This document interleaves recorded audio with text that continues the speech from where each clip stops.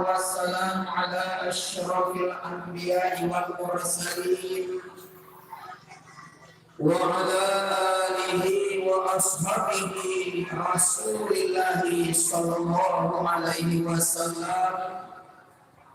لا حول ولا قوة إلا بالله العلي العظيم. وقال الله تعالى في كتابه الكريم: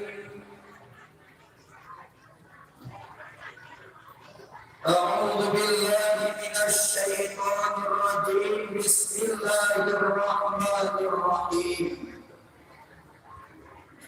لقد كان لكم في رسول الله أسوة حسنة